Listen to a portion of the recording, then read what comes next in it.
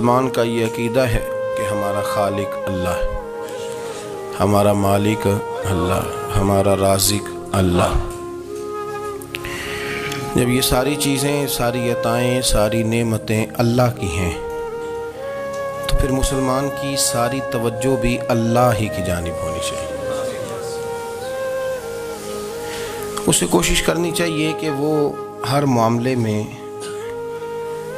ہر مسئلے میں، ہر پریشانی میں اپنی توجہ اپنے رب کریم کی جانب مبذول رکھے۔ انسان جب اپنے علم پر بھروسہ کرنے لگتا ہے، یا اپنی عقل پر بھروسہ کرنے لگتا ہے، یا اپنے تعلقات پر بھروسہ کرنے لگتا ہے، یا اپنی دولت پر، مال پر، صحت پر، تو ایک بہت بڑے دھوکے کا شکار ہو جاتا ہے۔ اور انسان جب انسانوں پر بھروسہ کرنے لگتا ہے تو پھر اللہ تعالیٰ اسے بعض اوقات انسانوں کے سپرد کر دیتا ہے، انسانوں کے سپرد۔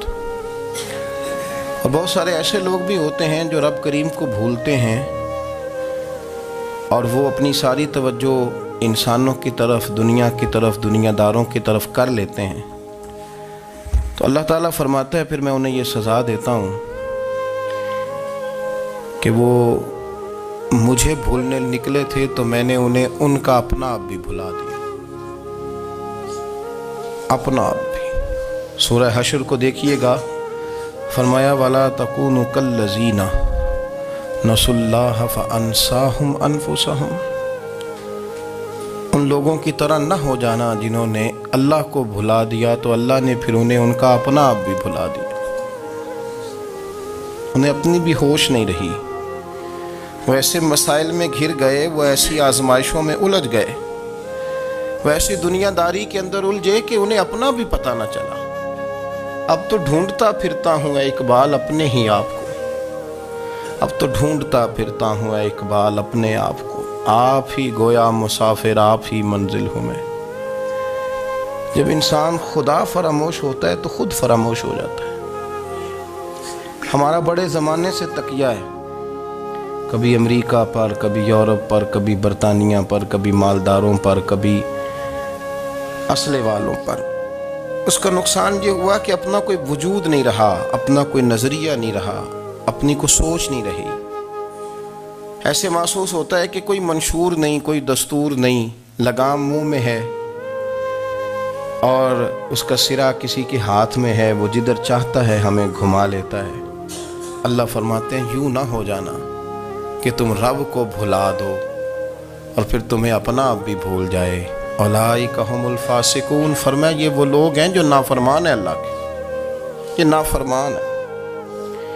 جب یہ نظریہ بن گیا، جب یہ ذہن بن گیا کہ پیدا اللہ نے کیا ہے، دینا اللہ نے ہے، عطا کرنے والا اللہ ہے، نوازنے والا اللہ ہے، تو پھر ساری توجہ دنیا داروں کی طرف رکھنا، میں اللہ والوں کی طرف توجہ رکھنے کا قائل ہوں، میں وہ سمجھتا ہوں، ہم اس چیز کے قائل ہیں، لیکن وہ بھی کوئی آستانہ ہے کہ جہاں حق مرشد کا نعرہ تو بڑا لگے پر رب کا نام ہی نہ سننے کو ملے۔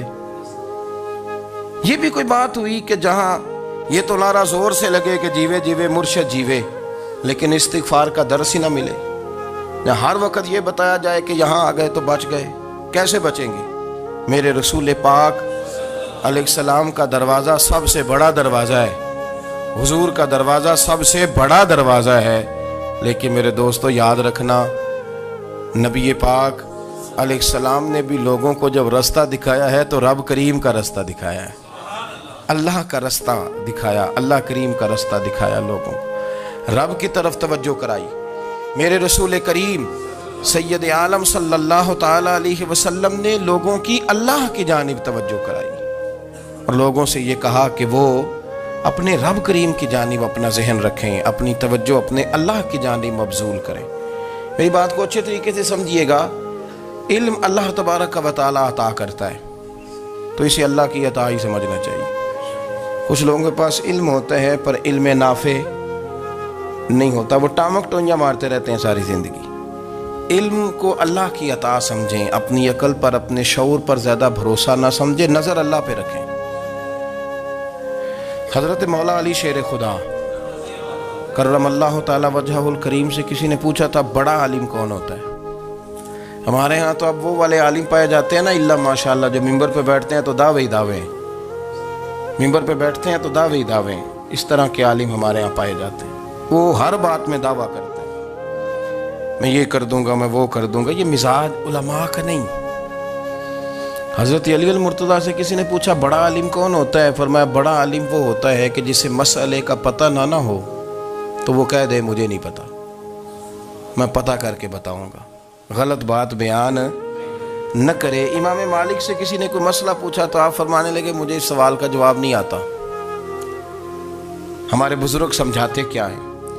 وہ کہنے لگا آپ اتنے بڑے امام ہیں تو اس سوال کا جواب نہیں آتا۔ آپ فرمانے لگے اگر مجھے ہر سوال کا جواب آتا پھر تو میں خدا ہوتا، مجھے ہر سوال کا جواب نہیں آتا، مجھے تو اتنا آتا ہے جتنا میرے رب نے مجھے عطا کر دیا ہے۔ اپنی نظر اللہ پہ رکھیں، نکل آئیں اس معمے سے باہر کہ میں کوئی بلا ہوں، مجھے بڑا پتہ ہے، میرے پاس 6 ڈگریاں ہیں، مجھے 10 جگہ پہ تدریس کا شغف حاصل، اس سے نکلیں باہر۔ قرآن مجید دیکھیے گا، اللہ تعالیٰ نے ارادہ قدرت فرمایا کہ میں حضرت آدم کو بناؤں گا، پھر بنانے کے بعد فرمایا فرشتوں سجدہ کرو آدم کو، سب نے سجدہ کیا الا ابلیس ابا واستکبر وکان من الکافرین، سب نے سجدہ کیا سوائے ابلیس کے، اس نے انکار بھی کیا، تکبر بھی کیا اور کافروں میں سے ہو گیا۔ تو یہ جب اللہ تعالیٰ نے سجدہ کرایا تو کیسے کرایا؟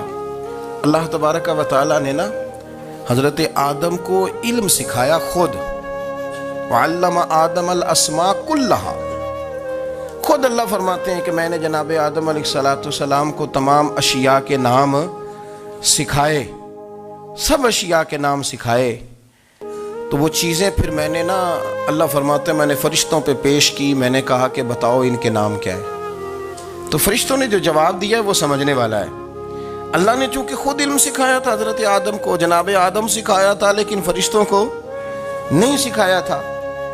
تو اللہ کریم نے فرمایا فرشتوں اب یہ بتاؤ ان چیزوں کے نام کیا ہیں؟ تو فرشتے کیا کہتے ہیں؟ فرشتے عرض کرتے ہیں قالوا سبحانک لا علم لنا۔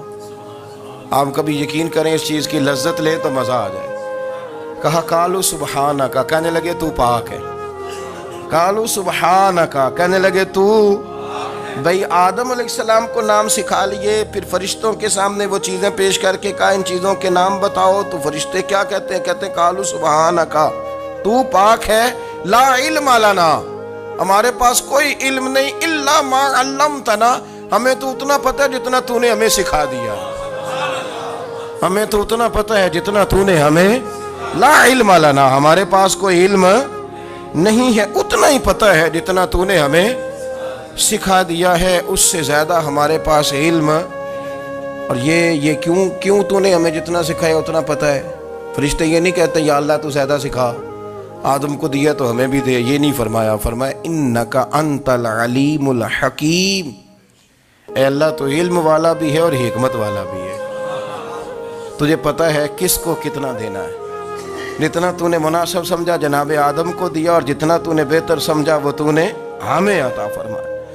تو اگر آپ کے پاس علم ہے، کہیں نالج ہے، اس کو اللہ کی عطا سمجھیں۔ ہمارے ہاں بہت سارے لوگ بن کے بیٹھ جاتے ہیں، میں اکثر کہتا ہوں کہ پھر وہ دعوے کرتے ہیں میرے علاقے والے جاہل ہیں، میرے شہر والے جاہل ہیں، میرے خاندان والے پڑھے نہیں۔ یہ آپ کا دعویٰ ہے، یہ آپ کو خراب کر دے گا۔ ہم نے بہت سارے ایسے لوگ دیکھے جو بہت بڑے عالم تھے، لیکن اللہ جب لینے پہ آیا تو عقل ہی لے گیا، شعور ہی چلا گیا، حافظے ختم ہو گئے۔ آپ دیکھتے ہیں بڑھاپے میں کچھ لوگ ایسے ہوتے ہیں کہ جن کو یہ بھی یاد نہیں رہتا کہ میرا نام کیا ہے، میں کہاں ہوں، مجھے کدھر جانا ہے۔ تو اس وقت سے اللہ کی پناہ مانگیں اور اپنی نظر اپنے رب کریم کی جانب رکھیں، اللہ کی جانب اپنی نظر کو مبذول رکھیں۔ دوسری بات، علم کے بعد ایک چیز آتی ہے جس کا نام ہے ہدایت، جس کا نام ہے تقوی، جس کا نام ہے پرہیزگاری، جس کا نام ہے عمل، عبادت، ریاضت۔ یہ بھی اسی وقت ہی نصیب ہوتی ہے جب میرا رب کریم نصیب فرما دیتا ہے۔ ہم نے نا نیکی کا اپنا اپنا سٹیٹس بنا لیا ہے، اپنا اپنا معیار بنا لیا ہے۔ کچھ لوگ کہتے ہیں کہ جناب مسجد میں سیمنٹ کا توڑا دینے سے بہتر ہے کسی غریب کو آٹے کا تھیلا دے دو۔ اب اس نے اپنا مزاج بنا لیا نا نیکی کا، اس نے اپنا سٹیٹس بنا لیا۔ میرا یہ سوال ہے کہ نبی پاک صلی اللہ تعالیٰ علیہ وسلم جب مدینہ شریف آئے تھے تو حضور نے سب سے پہلے غریبوں میں آٹا تقسیم کیا تھا کہ سب سے پہلے مسجد بنائی تھی؟ کیا عجیب لوگوں کا رنگ ہے، اپنی مرضی کی ہدایت، اپنی مرضی کا تقوی، اپنی مرضی کا معیار۔ مسجد کوئی بڑا چھوٹا خطیب بھی میری طرح کا ہو نا، تو وہ مسجد میں بیٹھ کے جب نبی پاک کی بات کرتا ہے تو کہتا ہے میرے رسول پاک غریبوں کا سہارا بن کے آئے۔ وہ غریبوں کی بات کرتا ہے، مسکینوں کی، لاچاروں کی، کمزوروں کی بات۔ تو مسجد ہی تو وہ ادارہ ہے جہاں سے غریبوں کی بات ہو رہی۔ تو اب لوگوں نے غریب کو اور مسجد کو لڑانا شروع کر دیا، اس کو لڑاؤ کہ مسجد میں پیسے دینے سے بہتر ہے آپ غریب کو آٹے کا تھیلا دے دیں۔ آپ یہ کیوں نہیں کہتے کہ مسجد میں بھی آپ توڑا دیں ایک سی مٹکا اور ساتھ غریب کو بھی خدمت کریں؟ یہ کیوں نہیں تقویٰ؟ اپنی اپنی مرضی کا مزاج، اپنی اپنی۔ کچھ لوگ کہتے ہیں چھوڑو جی، ساری زندگی انسان نماز پڑھتا رہے اور پھر گالیاں بھی دیتا رہے، بندہ داڑھی بھی رکھ لے اور جھوٹ بولنا بھی نہ چھوڑے۔ تو یہ آپ نے اپنے پاس سے تقوی کا معیار بنایا ہے۔ گالی دینے کا گناہ ہے اور داڑھی رکھنے کا ثواب ہے۔ تو اگر آپ داڑھی رکھے ہوئے ہیں اور آپ کوئی غلطی کر رہے ہیں تو اس سے آپ کی داڑھی کا ثواب ختم، اللہ کرے آپ کو سمجھ آئے میری بات۔ آپ کوئی غلطی کر رہے ہیں، داڑھی کا ثواب اس سے ختم، وہ اپنی جگہ پہ قائم ہے چیز۔ اپنی مرضی کا کیوں تقوی کا معیار بناتے ہیں؟ تقوی کا مزاج اپنی مرضی کا نہ بناؤ۔ اللہ کی بارگاہ سے دعا مانگو کہ یا اللہ ہمیں ہدایت کا نور عطا فرما، اللہ تو ہمیں رستہ دکھا، تو بتا کہ ہدایت کیا ہے۔ تو رب فرماتا ہے اللہ ولی الذین آمنوا، اللہ مومنوں کا مددگار ہے، یخرجہم من الظلمات الی النور، وہ انہیں اندھیروں سے نکالتا ہے اور نور کی طرف روشنی عطا فرماتا ہے۔ اندھیروں سے نور کی طرف اللہ لاتا ہے۔ اللہ ولی، اللہ مومنوں کا ولی ہے، وہ انہیں اندھیروں سے نور کی طرف نکالتا ہے۔ ہدایت ہمیشہ اللہ کی طرف سے سمجھے۔ جب وہ نماز کی توفیق دیتا ہے تو اپنے فضل سے دیتا ہے، جب وہ ذکر کی توفیق دیتا ہے تو اپنے فضل سے۔ ہم سمجھتے ہو جی فلانا نہیں پڑھ رہا بڑا بیوقوف ہے، فلانا نہیں پڑھ رہا، تو تم کیا اپنی عقل کے زور پہ پڑھ رہا ہے؟ میں جی اللہ کے فضل سے 2 سپارے پڑھتا ہوں، تو کس پہ احسان کرتے تو 2 سپارے پڑھ کے رویا کر کہ اگر مالک تو بڑا قریب نہیں۔ بڑے لوگ ہیں جن کو پورا قرآن حفظ ہے پر انہیں پڑھنے کی توفیق نہیں، تو انہیں فضل کیا اور مجھے توفیق دے دی ہے پڑھنے۔ رویا کر، پڑھ کے رویا کر، راتی ساری کر کر زاری، او نیند اکھاں تھی توندے تے فجرے اوہی گناہگار کہاون سب تو نیوے ہوندے۔ مہربانی کریں، ڈریں، نیکی کریں تو پھر ڈریں، پھر احساس پیدا کریں، پھر اپنے اندر وہ کمزوری لائیں کہ توبہ توبہ مجھے تو پتہ ہی نہیں، تو جانتا ہی نہیں۔ حضرت سیدنا امام اعظم ابو حنیفہ رحمۃ اللہ تعالی علیہ کے ساتھ ایک شخص کہتا میں نے نماز پڑھی، تو عشاء کی نماز تھی۔ یہ جو لوگ بڑے ہوتے ہیں نا، جن کے پیار کرنے والے بڑے ہوتے ہیں، ان کے گرد خوف بھی بڑا ہی ہوتا ہے، انہیں بڑا ڈر لگتا ہے، بڑی بعض اوقات آزمائش ہوتی ہے ان کی۔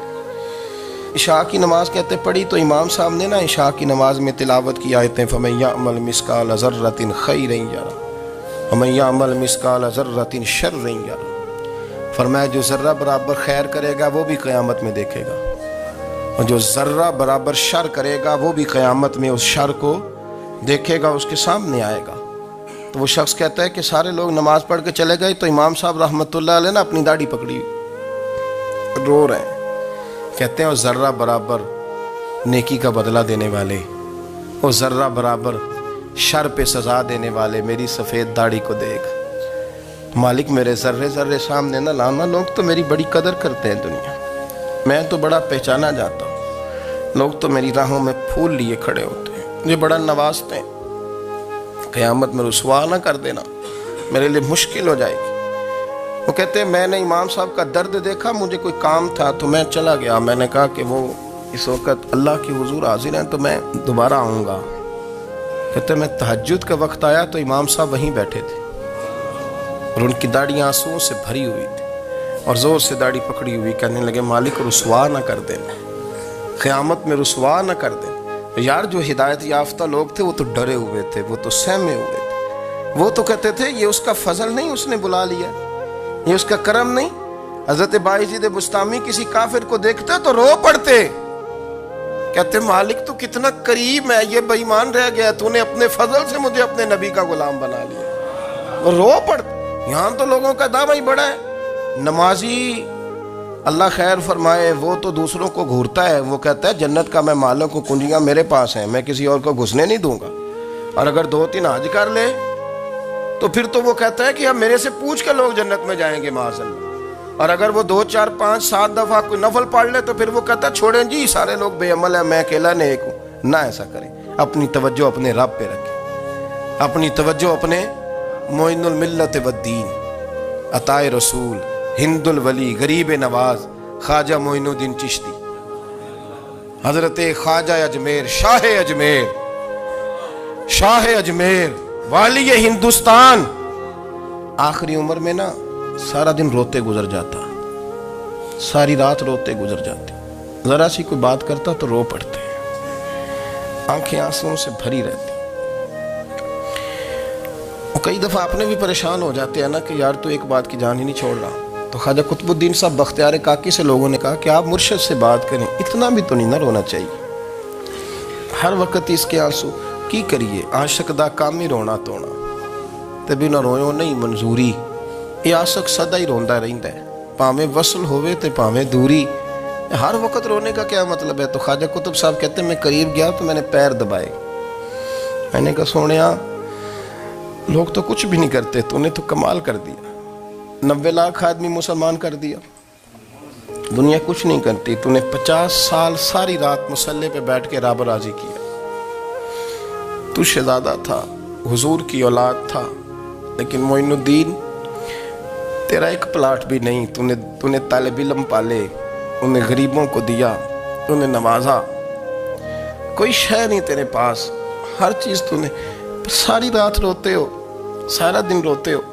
تو خواجہ قطب الدین صاحب کہتے ہیں میں نے جب عرض کیا تو خواجہ صاحب مجھے گلے لگا لیا، چیخ مار کے روئے، کہنے لگے قطب الدین پتر داڑھی سفید ہو گئی، جانے کا وقت آ گیا، جو تو نے نیکیاں گنوائی ہیں وہ ہیں صحیح میرے پاس، پر یار کی بارگاہ میں پیش کرنے کے قابل ایک بھی نہیں، تو بارگاہ تو دیکھ کتنی بڑی ہے، رسول کریم کی بارگاہ میں پیش کرنے کے قابل ان میں سے ایک بھی نہیں، تو آستانہ دیکھ کتنا بڑا ہے، کیا پیش کروں گا، کیا عرض کروں گا حضور کی بارگاہ میں، کس طرح؟ وہ یار جو بڑے تھے وہ تو ڈرے ہوئے تھے، سہمے ہوئے تھے، وہ تو بڑی آزمائش میں تھے، لیکن میرا اور آپ کا رٹا 2 نمازیں پڑھ کے 6 نمازوں کا دعویٰ کرنا اور لمبی چوڑی کہانیاں بنانا اور اپنے منہ سے اپنی تعریفیں کرنا، اس سے تھوڑا باہر آئیں۔ رزق بھی میرا اللہ ہی دیتا ہے، علم بھی اللہ دیتا ہے، رزق بھی۔ بڑے بڑے فقیروں کو مالدار ہوتے دیکھا، بڑے بڑے مالداروں کو فقیر ہوتے دیکھا، بڑے بڑے، میرا ایک بڑا سخی قسم کا سجن ہے، بڑا پیارا ہے، میں اسے سخی مانتا ہوں، میں نے اپنی پریشانیوں کے دنوں میں بھی اس شخص کو سخی دیکھا۔ ایک دن رات کو مجھے ٹیلی فون کر کے کہنے لگا کدھر ہو؟ میں نے کہا میں گھر ہوں۔ انہیں اکثر سفر میں ہوتے ہو نا؟ میں نے کہا طبیعت کیسی ہے؟ ٹھیک ہے، بس حال چال پوچھنا تھا۔ میں نے سمجھائی، میں نے کہا یار یہ کوئی مسئلہ ہے، ورنہ رات کے 2 بجے کوئی حال پوچھنے کو فون تو نہیں نہ کرتا، کوئی مطلب ایسا تو مسئلہ نہیں نا۔ تو میں نے بیک کال کی، میں نے کہا یار میری بات سن، مسئلہ کیا؟ کہ نہیں کچھ نہیں دل کر رہا تھا۔ میں نے کہا میری گل سن، رہے ہیں اسی 4-5 سال کٹھے، میں تین جاننا، اصل بات کر۔ کہنے لگا مکان بھی بڑا ہے، سارا کچھ ٹھیک ہے، پر وہ بڑا ہی بے نیاز ہے، کچھ حالات اس قسم کے آ گئے ہیں کہ لوگوں کو بتاؤں بھی تو لوگ ماننے کو تیار نہیں، زیادہ نہیں، مجھے نا تھوڑے سے پیسوں کی ضرورت ہے، کوئی 15-20 ہزار اگر مل جائیں میری ضرورت۔ آپ یقین کریں میں روتا رہا ساری رات۔ میں نے کہا مہربانہ تیرا کس طرح کرانگ، اس سے لے کے زمانہ استعمال کرتا تھا، پر بے پرواہی ویکھ نہ سجڑ دی، جتھے کسے دی پیش نہ جاوے، انہیں تاجاں والے در در رولے تے منگتیاں تخت بٹھاوے۔ سجنا کسے نو کارا مل دئی، کوئی کعبے خالی آوے، واللہ خیر الرازقین، وقت تو دائیں بائیں نہ جا، رزق تو تجھے میں دوں گا، میں ہوں بہتر رزق دینے والا۔ بڑے بڑے بادشاہ، بڑے بڑے شہنشاہ، بڑے بڑے لوگ، ہاتھوں میں کاسے، فقیریاں۔ ام ربیعہ کہا کرتی تھیں بڑی نیک اور صالح خاتون تھیں. وہ کہتی ہیں کہ میں نا بڑے امیر آدمی کی بیوی تھی, اپنے شوہر کے ساتھ چھت پہ بیٹھی تھی تو نیچے فقیر مانگنے والا آیا. اس نے بڑے درد سے صدا کی تو میں نے اپنے شوہر سے کہا کچھ دے دیں. کہا دفع کر, ان لوگوں نے دھندا بنایا ہوا ہے. کہتی میں میکے سے بھی بڑا مال لے کے آئی تھی, میرے ماں باپ بڑے امیر تھے, تو میں نے نا چوری اپنے خامد سے نظر بچا کے باتھ روم جانے کے بہانے گئی اور نیچے جا کے 5 دینار میں نے اس فقیر کی ہتھیلی پہ رکھے. کہتے اس نے 5 دینار دیکھے, پھر میری طرف دیکھا تو میں نے اس کی آنکھوں میں آنسو چمکتے دیکھے. کہنے لگے بی بی رب تیرا بھلا کرے, میں 3 دنوں کا بھوکا ہوں. کہ وہ چلا گیا. میں گھر آ گئی, جب باہر آئی تو میرا شوہر کہنے لگا تو اتنی اب اتنی تو تیز ہو گئی ہے اور تو اتنی خود مختار ہو گئی ہے, میرے بغیر پوچھے مال خرچ کرے گی, جا تجھے 3 طلاقیں. کہتی میں بالدار اور وزادار باپ کی بیٹی تھی, طلاق لے کے گھر آئی تو میرا باپ ٹوٹ گیا, چارپائی پہ چلا گیا. اوہو یہ کیا بن گیا. کہتی بڑی تکلیف رہی. 1-2 سال کے بعد میرے ابا نے میری شادی کر دی. اب جس شوہر کے پاس گئی وہ بڑا نیک تھا, پرہیزگار تھا, اللہ نے بہترین صلہ دیا. کتنی چھت پہ بیٹھی تھی, دروازے پہ فقیر آیا, میں نے شوہر سے کہا کچھ دے دوں. کہنے لگا 5 نہ دینا, 15 دینا, 20 دینا, میں فقیر ہوں, میں نے فقر سے دولت دیکھی ہے, اسے خالی نہ لوٹانا. کہتی ہے کہ میں نیچے گئی اور جب میں نے اس کی طرف دینار بڑھائے تو میری چیخ نکلی, پیسے پھینک کے میں بے ہوش ہو کے گری. میرا شوہر نے آ کے اٹھایا, اندر لے گیا, پانی منہ پہ چھڑکا. کہنے لگا تجھے کیا ہوا. کہنے لگی یہ جو مانگنے آیا یہ میرا پہلا شوہر تھا, وہی تھا جو کہتا تھا کہ تو 5 دینار دے آئیے, جا تجھے 3 طلاقیں. پڑھو نا حدیث پاک. میرے نبی پاک علیہ السلام نے فرمایا ایک بندہ گنجا تھا. گنجا کوئی ترتیب آگے پیچھے ہو جائے تو مفہوم کے لحاظ سے, لیکن میں مفہوم اس کا واضح کرتا ہوں. ایک گنجا تھا, کوئی شے نہیں تھی, سر پہ بال بھی نہیں تھے, رویا کرتا تھا. اللہ تعالیٰ نے فرشتے کو بھیجا, تجھے کیا چاہیے. تو کہنے لگا بال آ جائیں اور تھوڑا مال آ جائے. فرشتے نے ہاتھ پھیرا تو بال بھی آ گئے تو بکریاں بھی آ گئیں, لائنیں لگ گئیں, مال ہی مال ہو گئے. دوسرے کے پاس گیا, وہ کوڑا تھا, اس کو جا کے کہا کیا چاہیے. کہنے لگا شفا ہو جائے اور کچھ اللہ تعالیٰ آسانی کر دے. شفا بھی ہو گئی, گائیں بھی دے دی, بھینسیں بھی دے دی, مال ہی مال ہو گئی. پھر ایک کے پاس گیا, وہ اندھا تھا, تجھے کیا چاہیے. اس نے کہا آنکھیں مل جائیں اور کچھ ساتھ اللہ مال دے دے. اونٹ ہی اونٹ ہو گئے. جب بڑا نواز دیا تو پھر مالک نے امتحان لینے کا ارادہ کیا. یاری تیری سونا ہے پر آزمائشاں بھی تیریاں اگ. آزمائشاں تیریاں, صحیح کہہ رہا ہوں, آزمائشاں تیریاں, یاری تیری سونا ہے پر آزمائشاں تیریاں. اے سونا پرکھیا جامدائی, پہلو نہ لگاں دے لگ. اللہ نے فرمایا آزمائش کرو. سب سے پہلے گنجے کے پاس آئے, اسے کہا اللہ کے رستے میں کچھ دیکھا نہیں لگا, میرے خرچے ہی بڑے. دیکھو تو صحیح کتنی مشکل میں وقت گزارتا ہوں, حال ہی کوئی نہیں. تو اس نے کہا میں نے تو سنا ہے تو گنجا اور بھوکا ننگا تھا. کہنے لگا میں تو جدی پشتی رئیس اعظم ہوں, تجھے کس پاگل نے کہا ہے, بھاگ جا. اس نے کہا اچھا جیسے تو تھا ویسے ہی ہو جائے.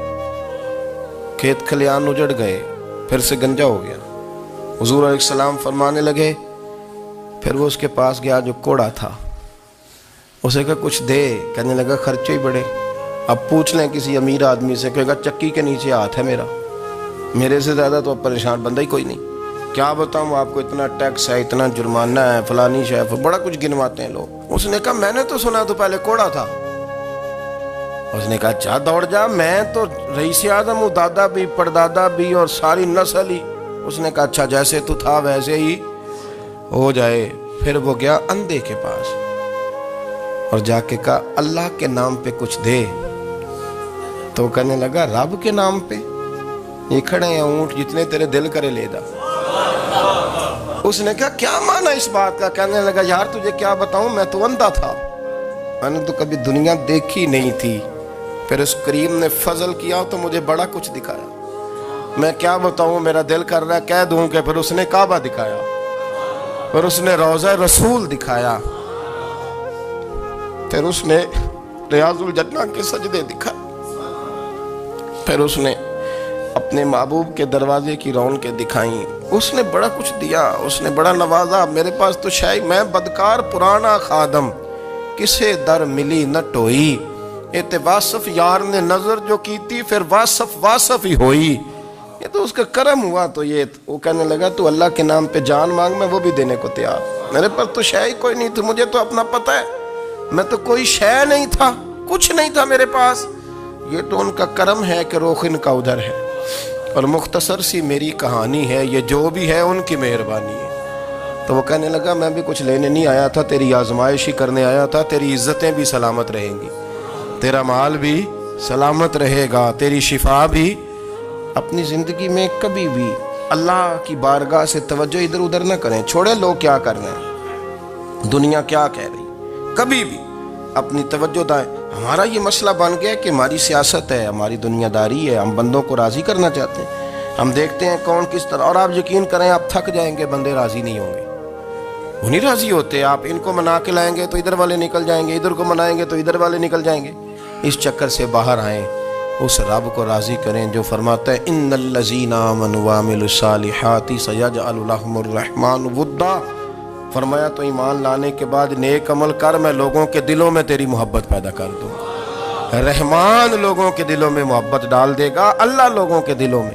اپنی نظر ہمیشہ اپنے رب پہ رکھیں، اتنی لمبی چوڑی دنیا داروں سے امیدیں نہ وابستہ کریں۔ میں نے دیکھا ہے لوگ کاسا لیسی کرتے ہیں، کبھی اس کے دروازے پہ کبھی اس کے دروازے پہ، ان چکروں سے باہر آئیں اور اپنے رب کی بارگاہ کی طرف توجہ کریں، استغفار شوق سے پڑھا کریں، اور اکیلے میں اکیلے میں حضرت رئیس المتکلمین مولانا نقی علی خان صاحب رحمۃ اللہ نے لکھا ہے کہ فرعون 500 سال حکومت کر گیا، یہاں تو 5 سال کی حکومت کی پیر لڑکھڑاتے ہیں، 500 سال۔